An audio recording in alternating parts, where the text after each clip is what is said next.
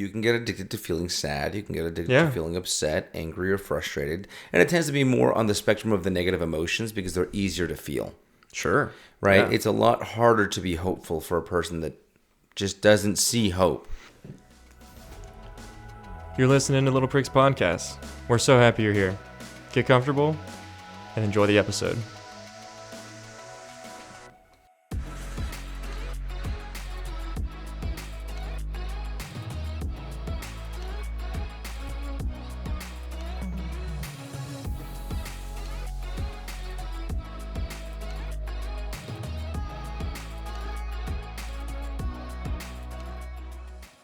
Hey guys, thanks for tuning in.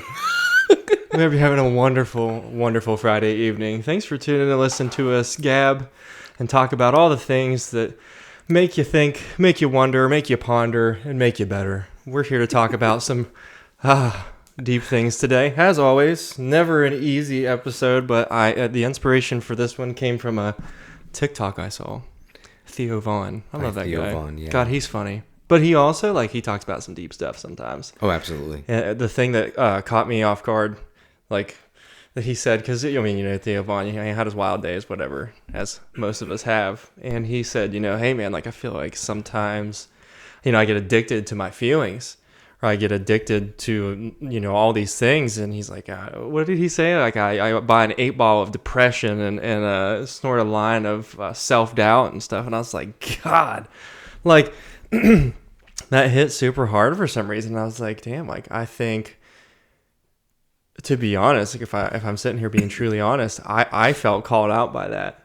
I felt called out by that, not in the sense of obviously the drug parallel, but dude, I sincerely think for most of my life, potentially all of it, I have consistently lived in this certain state of mind or this certain baseline set of feelings that I don't stray too far away from. Obviously I'm doing, leaps and bounds better than I've done in the past. But a baseline, low level energy, sadness, depression, something like that. Arguably it's potentially addicting and it's hard to get away from. What do you think? Oh, absolutely. I've only been guilty of every once in a while trying to be sad and then indulge in the sad and then keep that cycle of sadness going. Yeah. Because it just feels comfortable at that point. You start to know what it feels like. You like it. It's almost because it's familiar. It's not, obviously being sad sucks, but. So about this situation, when you brought up the topic to me, yeah, it started off as a real easy topic to talk about, but it's really not. No, and that's what you said. It's we went to record it. Fareed and I sat down and we ended up recording obviously last week's episode. But you said this goes way, way deeper than we could have ever predicted. Yeah, there's clinical study about this, and it is an addiction to your own emotions, to the chemicals that are released with every kind of emotion. That's so crazy. And so we were going to film it, and I just couldn't do it justice by just talking about how sometimes I like to make myself sad because sad feels good. That's not deep enough for this kind of topic. Well, and to be fair, we've also gotten that feedback more than once of maybe not going deep enough into things or saying, oh yeah, hey, maybe do this or try this, but not going into real grave detail. And that's fair, but at the end of the day, we're not psychologists. We're not clinical psychologists by any stretch of the imagination. Yeah, that's a good disclaimer to make. We're two dudes that try to figure out why we're feeling certain things and how to comment on that in such a manner that would benefit other people. Yeah, and hopefully it does. We value you guys' feedback. We're glad you listen. We're glad you get something from us. This is great. It's why we do it, of course. But yeah, a very, very clear carte blanche disclaimer. We are not psychologists. We're not therapists. You should seek that professional help far before you seek our help or any advice from us. We're your cheerleaders, so to speak. Yeah, we're here for you. We're sitting here rooting for you, supporting you, wanting to make sure that you get the best help for yourself possible. That's what we do. And sharing this stuff so you don't feel so alone or you're the only people that struggle with some of these things. So with that being said, I'm excited to hear what you have to say. Because so I haven't studied the script, in depth. I'm about to catch a flight in an hour and a half, but we have to get gotta get the podcast in, baby. Oh yeah. Gotta get be an gone for 2 weeks. So I know, yeah. We're only gonna miss one. So we have to define what an emotion is. Okay, that's fair. And I went to Webster's for this, right? Emotions can be defined as a physic. Ooh. That is a psychic. So. Yeah, that doesn't make any sense to me. But a psychic and physical relation or reaction, such as anger or fear, subjectively experienced as strong feeling and physiologically involving changes that prepare the body for immediate, vigorous action. So that is our baseline for what emotions are. Yeah, they prepare you for certain actions. Right? Makes sense from like a survival standpoint, right? Like yep. Fear obviously is going to have you on the edge, like looking out so you don't get killed by, whatever is out there to get you. That checks out. But that also flips over to the relaxing side, right? If you're happy, joyous, that will prepare your body for a state of relaxation, which you need those as well, right? Like how else do you get to sleep? Right. So, and then there's also defining emotional behavior versus feelings of emotion. Okay, say it one more time. Emotional behavior, how you act due to emotions, or just feeling emotions. Okay, right. There is a difference. So emotional behavior, it can be seen as like the measurement of bodily changes associated with emotional behavior. They focus on the peripheral response mechanisms, largely related to the autonomic and endocrine systems. Right. That's a lot of jargon. Right. But it's basically saying the things that your body does in reaction to feeling something, right? Right. So an example of it is like a galvanic change in your skin, meaning that your skin's like electrical resistance or conductivity changes, right? That can involve like sweating, and your hands, your skin just doesn't feel the same way. Yeah. Your heart rate changes, salivary secretion, right? Your mouth waters.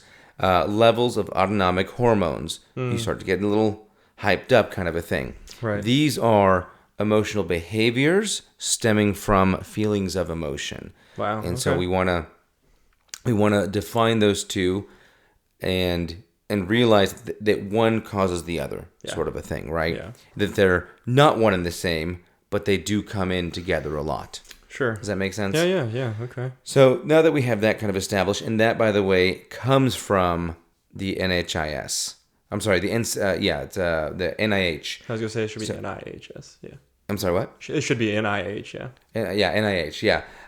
Government website. We will link it at the bottom. I have it in the script so you guys can see where we got our information from. Yeah, I'll put it on the screen for you guys too. For those of you who watch. By the way, let us know if you guys are on like Spotify, YouTube, whatever, watching. Let us know so that we can tell who's like listening versus who's watching. And we hope a lot of you are watching, because if you didn't notice, Fareed dumped a lot of money in some lights lately, which look, I have to say, look very, very nice and add a lot to the aesthetic. And I just bought a $900 camera. So if you guys aren't watching, please do. Sir. We both did. Yeah. We have two $900 cameras looking at our faces. Watch.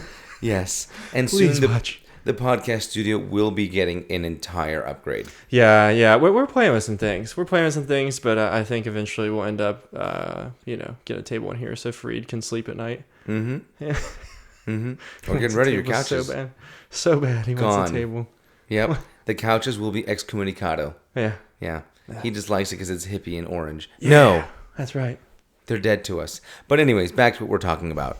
So that is basically the clinical format of looking at how emotional addiction or emotions and how they can be addictive kind of function. Now we'll move on to how it feels on a human level. Yeah. A more subjective level, right? Yeah. So what it feels like to us individually. And I'll let you take over that one because you were the one that had a lot more of this. And these will be some common phrases or symptoms of what you can typically feel when you're going through these cycles. Oh yeah, like getting stuck in these cycles of like things never changing, right? Like people say, nothing changes if nothing changes, and it's kind of like a woe is me, kind of mindset where like you get trapped in this ideology that like you just simply are never going to be good enough. Like you're constantly sad, you're constantly in that low level of energy, and even though like it doesn't feel good, obviously, like it doesn't feel good to feel that way, but like you can get stuck in that another saying that I heard that like really again made me feel super called out and caused me to change and make the changes that I've made over the past handful of years is that people stay in hell because the road signs are familiar. Like no shit, and hell's not very fun, but like people will stay because the road signs are familiar and they can predict the things. And like sometimes a lot of comfort and predictability, right? Like even if the predictability is hell, a lot of comfort in it. That's where we feel safety. Like if subconsciously, like you wouldn't think it. And you're like, no, like I don't do that to myself. I don't do that on purpose. Yeah. I think sometimes you definitely can. I've been guilty of it, right? Like I've done it, man. I have friends that like I love and care about dearly, but like, bro, I've watched them suffer for like a decade plus that I've known them. I've watched them suffer for so long because they can't get out of that cycle, that addiction to that familiarity, to those emotions, to that like confirmation that like I'm not good enough or I'm never going to figure these things out. You'd be surprised to what extents we will go, whether it's good or bad, to find the comfort of predictability, right? Because that's where fear stems from. Yeah, fear stems from not being sure of how to behave or react in the presence of the unknown. That is the scariest thing for humans, right? Like when you turn off the lights, you're in the dark. Mm-hmm.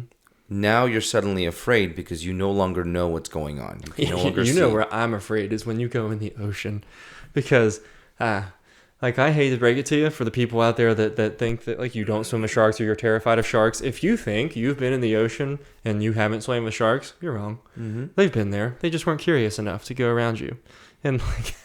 That's where I get scared. It's deep, dark water, or I'm about to go back to West Virginia for a week. Philosophophobia. Have you seen the muskie that are in the rivers of West Virginia? Oh, my God. The muskie? Muskie, like fish. Oh. They're massive. Oh, God. What are these fish? I'll put up a picture here. Muskie or pike. I can't remember exactly which fish it is. But, like, they're like several feet. Massive fish that swim in these rivers. And like I grew up my whole life swimming in those rivers. I haven't been back since I found out what swims in there, what lurks in the shadows. I mean, do they hurt you though? They look like they would. They got razor sharp teeth. And they're like, long as me. So hey, pass. But fair enough. Yep. A wave from the edge. That's your home, right? You stay there. I'm going to stay up here. But yeah, no, that's super true.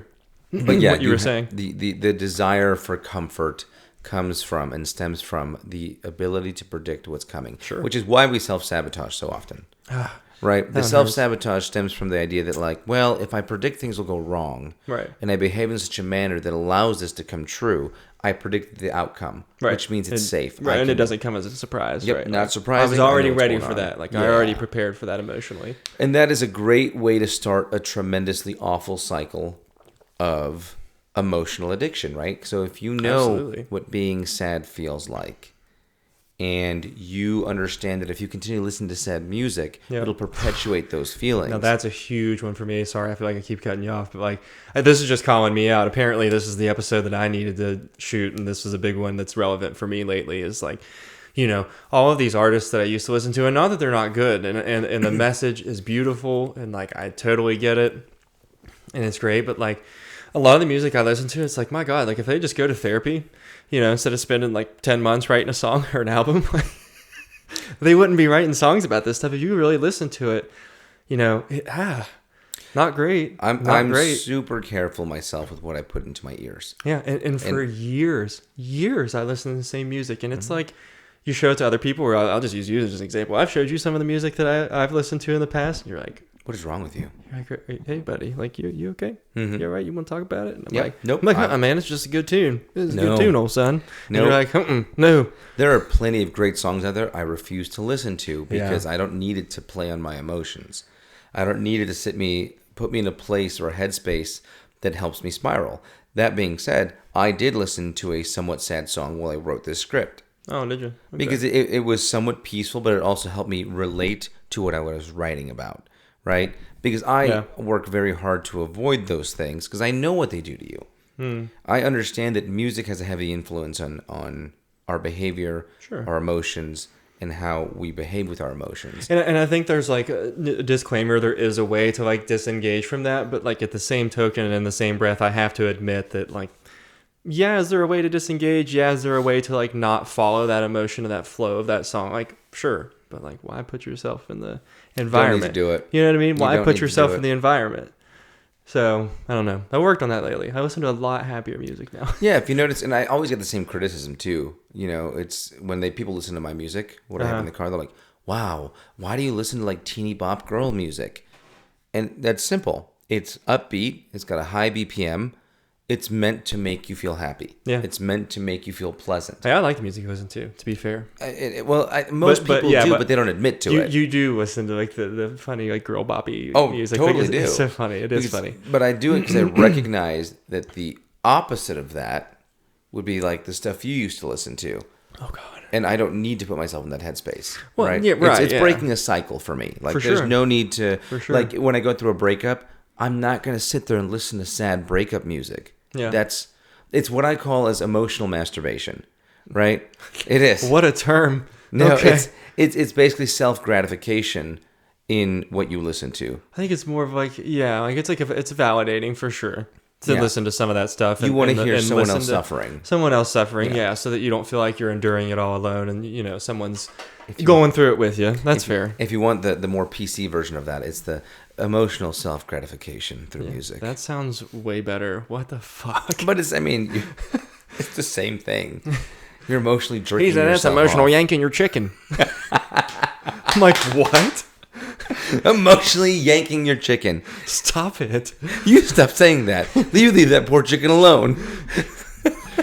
But no, that makes sense, man. Like, it totally makes sense. And I don't know why I never grasped the concept of being addicted to your emotion. Like, you can be addicted to anything, man. Like, you know, I don't drink now. I'm sober from that. But like, why was that such a far-fetched concept for me that never crossed my mind until I saw that TikTok that Theo Vaughn posted? Mm-hmm. You know, how would emotions not be addicting? They release the same chemicals or some of the same chemicals that you get when you drink, when you get high, when you eat something with a lot of sugar in it, or some other example, right? Like, I don't know why that never crossed my mind, but man. You can get addicted to feeling sad. You can get addicted to feeling upset, angry, or frustrated. And it tends to be more on the spectrum of the negative emotions because they're easier to feel.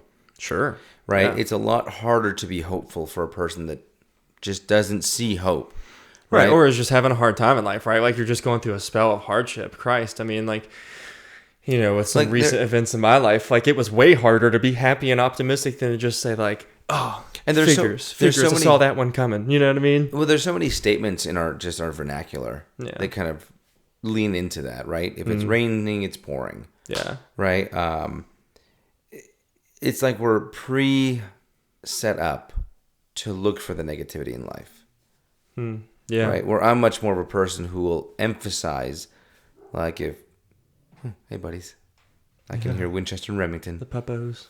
I'm much more programmed now through effort because I've actively worked on this. Yeah. Instead of saying things like, you know, if it ain't one thing, it's another. I say, you know, when God closes one door, he opens another. Which is fair, honestly, man. Like, I know that, you know, we joke around about, you know, me being completely anti-religious, but like, there is some benefit to that. And like, I can see why, you know, for you that helps you and you live a life that like has a little bit more structure to it, where you can like you can have a different perspective on it. You know what I mean?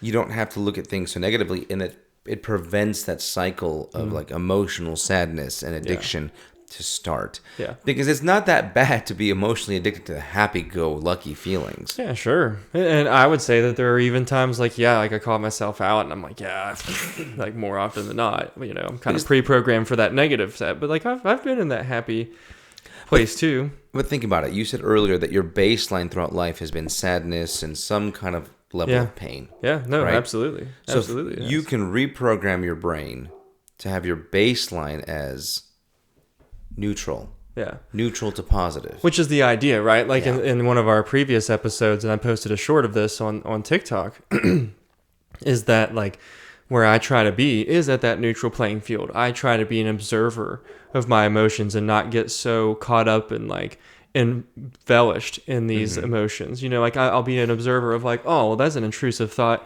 that likely has nothing to support the validity of that intrusive thought. Therefore, I dictated an intrusive thought. I watch it go over my head, and then that's it. I don't like get on the train and ride the train tracks down that direction. You know what I mean? So we've established that, your emotions, what they are, how they make you feel. Sure. Right? Now we need to establish the potential problem with being emotionally addicted to cycles. Sure. Right? Yeah, absolutely. And one of the big ones is we need to understand what emotions are used for. They are tools. They're absolutely tools. They are tools that we use for survival and for interaction with others. Absolutely. And there's a book on this that the whole platform and basis of this book is around that, and it's called Permission to Feel. Mm-hmm. And I'll put that up on the screen for you guys. Awesome book, fantastic. Read it. I read it. Definitely recommend it. So emotions, like we were saying, are tools that allow us to interact with the world around us, right? Sure. The biggest defining characteristics between being normal and a psychopath. Wow. Like those are some of the biggest defining things you can look at, right? Because when you interact with somebody, as long as they behave within a certain parameters of normalcy, right? Sure.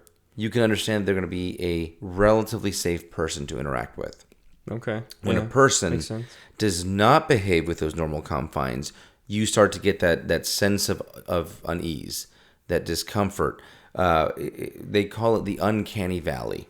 The uncanny valley. Yes, it's where you look at somebody and like they're just not quite there. It makes you feel uncanny, right? Okay. They use that terminology for a variety of different things, like when something looks sort of human but isn't. Ooh, right? Chills. Yeah, it makes you very uncomfortable, right? That's why we have a natural, like, instinctive fear of aliens, right? Just the concept of them, because the way we depict them are human-like, but not. Right, humanoid-like, yeah. Or human AI or based robots. Have you ever seen how, like, the newer robots are getting more and more realistic? But you look at them and it makes you feel a little weird. Yeah. Or when you watch computer-animated shows or TV or movies, and they don't look human, but they should. Right. Like they tried really hard. Right. It's the uncanny valley, and that's something that we experience with emotions as well. That's how we kind of start to pick apart, like, you're a psychopath. Like, I can see it in your eyes. Those are the statements that you hear. I can see it in my eyes. Yeah. That's a big reason why emotions exist, is to help us understand who's going to try to club us over the head and who isn't, so to speak. Yeah, sure. Right? And a rational person, or someone we consider to be rational, must be able to handle the entire spectrum of emotions in a reasonable manner, using each emotion reasonably. Right. So you have joy, happiness, sadness, anger, frustration, the gambit, right? Yeah. Like, we find unnormal a person that goes to a funeral and starts laughing. Yeah, right. That reminds me of the Joker movie. What is it? The Joker movie. Oh, gotcha. Yeah. Well, that's a great character, right? He defines a character of instability. Yeah. That is second movie's coming out, by the way, in October. Oh, I haven't seen the first one, so you better watch it, old son, because we're watching number 2 together. Excellent. So yeah, those things are going to be just not right. Yeah. And they help you feel comfort and realizing you can predict people. That's why you like certain people, when you predict that they can make you feel good or better, so to speak. Right. Like you. I can always predict that you're going to piss me off. And even though it's not fun being pissed off, I still love you. That's nice of you. I'm just kidding. I love you a bunch. Yeah. I do. I love you a bunch. Don't you give me that. And more importantly, right, you start to look at these things and you look at people that don't have that emotional stability. And I'm not talking about psychopaths. I'm talking about people that just can't seem to find their kilter. Yeah. Right? And the problem with that becomes you just don't want to be around them. Well, and even, I'll do it so you don't have to feel bad, but I'll use myself as an example. We got to that point at one point in our friendship, like early on in our friendship, when you had first met me, and like there was a point where you're like, I might get to that point. I might. This might be time. Might be time to sever ties here, right? Yeah, I nearly did. Yeah. But I was in that constant like dissociation, that constant spiral, that constant, and at that time, I didn't even see it as a problem. I even told you, I'm like, no, man, no biggie. Like, I just want to buy a $30,000 side by side so I can like put a big stereo in it and lights and drink a shit ton and ride all the time. And you're like, right, you do see that as the problem though, right? You do see if this is a destructive path. I'm like, I don't know what you mean. Like, it's bad. It's like, but in that time when I was doing those things and when I was drinking like that all the time, like, it felt comfortable and happy to me, even though deep down inside, like, I was dying. I was addicted to that low level, low vibration, depressive, self-sabotaging, self-loathing state of being. Yes. And God, I'm so glad I don't do that anymore. I'm so glad I'm sober. Yes, I'm so happy you are too. too. Oh God, yeah. But like I was saying, for people that maybe can recognize that they're unstable, they're not really emotionally present. Yep. This is something to really consider, right? Because nobody wants to be around somebody that can't regulate their emotions. Yeah. Right? If you're a man who is quick to anger, carrying on, breaking stuff, and potentially, it's scary. Sure. People don't want to be around you. Yeah, it's why as would simple they? as that, right? Yeah, I know that sure. when I was growing up and I noticed guys that had somewhat unhinged behavior, you bet your bottom dollar I didn't want to be around those people. I don't blame you. That's not, and between male and female relationships, right? Sure. Why would a woman want to be around you? Right, exactly. Golly, like you're supposed man. to make them feel safe, and it's like, Jesus, You don't need to, there's no need to have a woman fearing that you're going to crack their skulls because you can't control your emotions. Right, like get a hold of yourself, pal. And I've had the same thing with women, though, where you see them like, sure, they act normal around you for a few minutes, then just like the emotional barrier they've been holding the dam just breaks and they're open. Crying and just, why did they do this to me? Why did they hurt me like this? And like, it's fine to feel frank, emotions, right? Yeah, like to be frank, women can be like loud and yelling and like abusive too, to be fair. Anyone can do it. Yeah. The point is, like, if you're one of those people that can't regulate your emotions for the time and place, you're a person that nobody wants to be around. And that's a major problem. Because as soon as that happens, you sit there and perpetuate a cycle. Right? You are only making your potential addictive cycle worse. Right. Like proving right what you tell yourself. Like, oh, people don't want to be around me, or all people get to know me and then they leave and this and that. And like, it's a hard pill to swallow, dude. Mm-hmm. It's a rough with no water. Nothing. Horse pill to swallow. And I had to swallow that pill, right? Because like I cost myself almost cost us our friendship, and then cost myself like at least one, if not a couple of like really good relationships. Mm-hmm. That's a tough one. It's a tough one to swallow. So this is something that just so vital in this situation. Yeah. It's that recognition of things, right? Stability is a crucially important trait to have. Absolutely. Yeah. Right? Yeah. If you notice, the most charming people that you know are much more stable emotionally, right?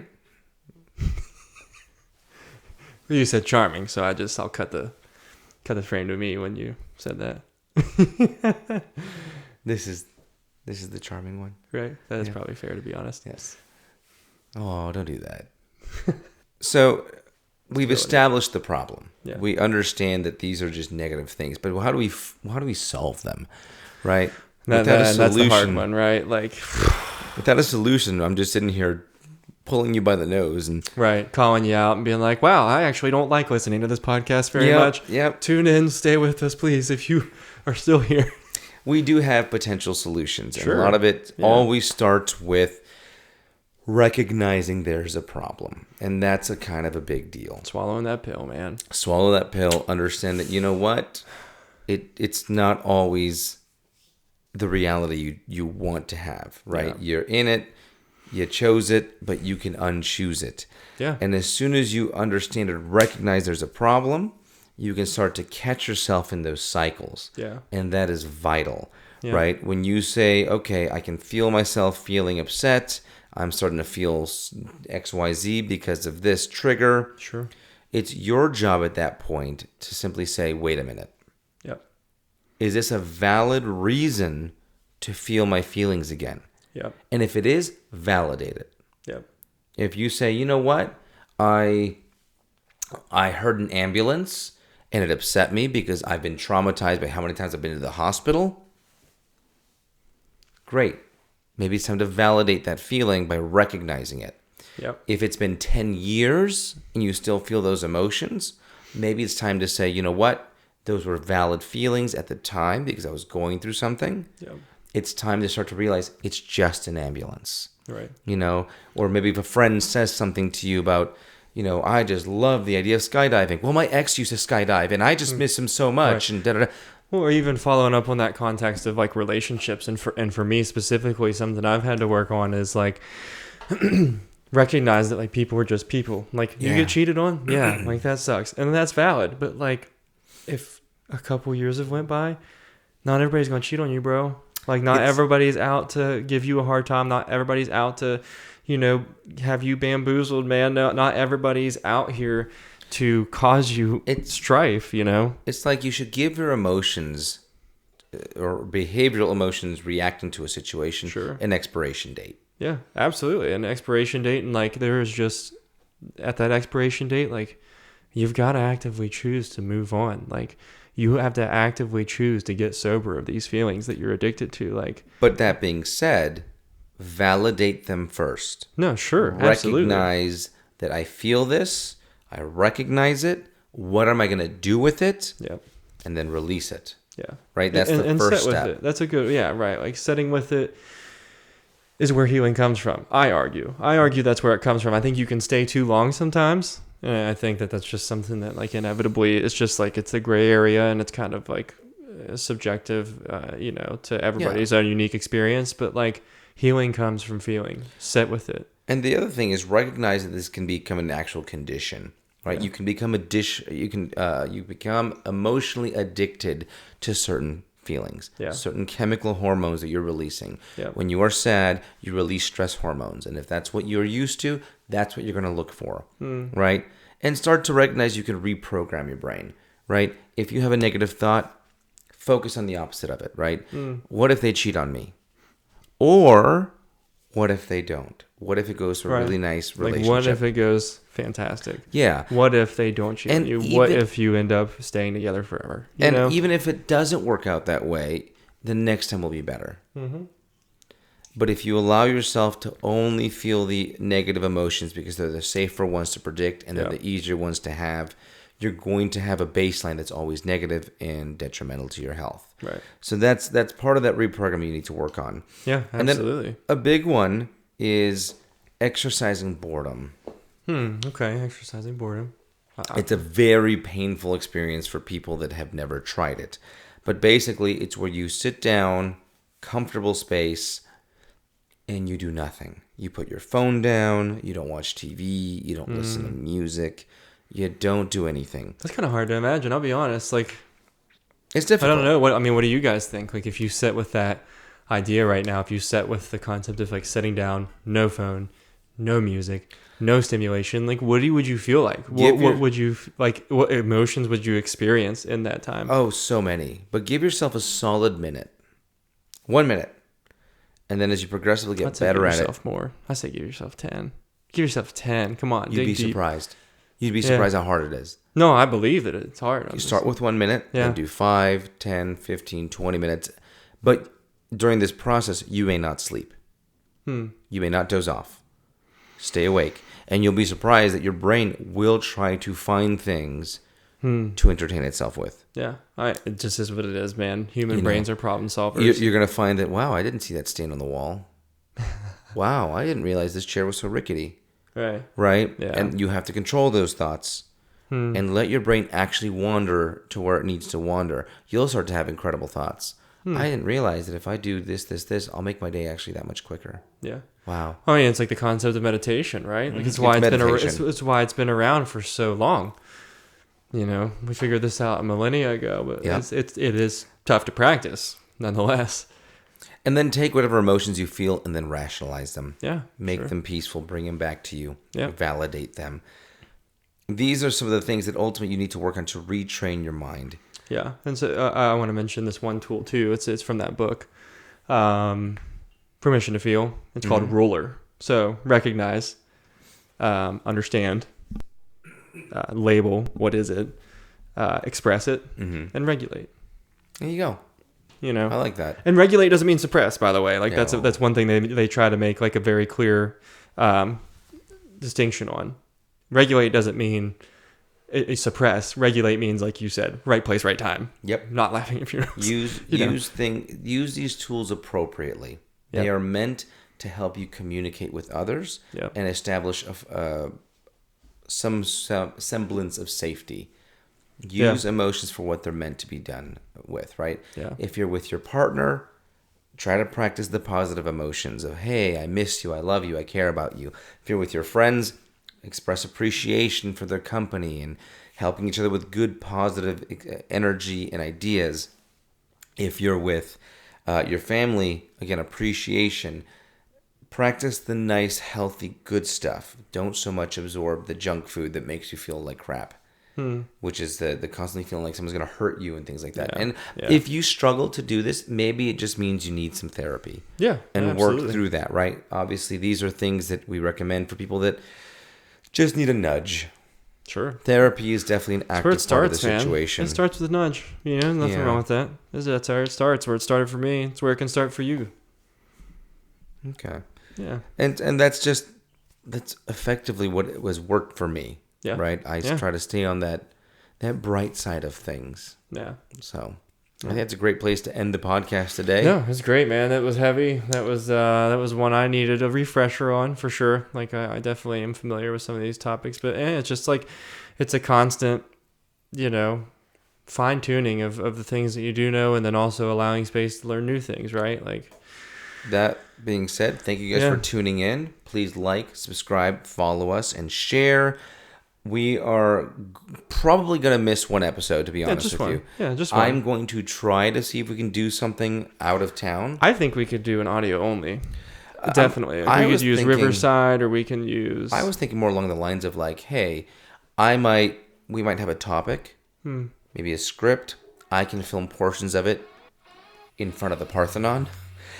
Or the Leaning Tower of Pisa, and you can do things from West Virginia and just have like a global episode. Or we can go live. What do you guys think about that? We could do it live. We could try different things. That'd be fun. We're hoping to have both episodes there, but if not, you'll miss at most one.